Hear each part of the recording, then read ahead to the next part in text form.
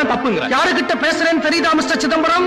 தட்டு தடுமாறி திசை மாறி போன தத்தாரிகளை தட்டி கேட்க வக்கில்லாத ஒரு முதுகெலும்பு இல்லாத வயசான கிழவன் கிட்ட பேசுறேன்னு எனக்கு நல்லா தெரியும். உன்னை பெத்து வழக்க வீதி வீதியா அலைஞ்சு தேஞ்சு அழிஞ்சு உன் பேருக்கு பின்னாடி பிகாம்ங்கிற 3 எழுத்த கூட்ட வச்ச ஒரு பைத்தியக்காரனோட பேசுறேன்னு தெரியல இல்லையா? தெரியல.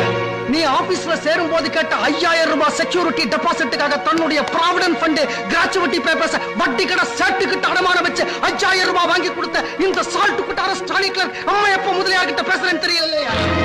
தெரியல.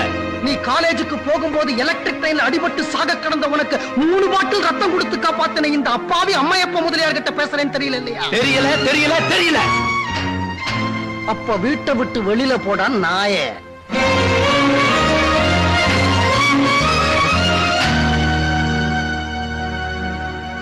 மிஸ்டர் அம்மையப்பன், உங்க ஓடுகாலி பொண்ணு கல்யாணத்துக்காக ஏன் ஆபீஸ்ல இருந்து நான் கடனா வாங்கி கொடுத்த 18000 ரூபாய் பணத்தை வட்டியோட எண்ணி கீழே வைங்க. அடுத்த நிமிஷமே உங்க வீட்டை விட்டு வெளியே போறேன்.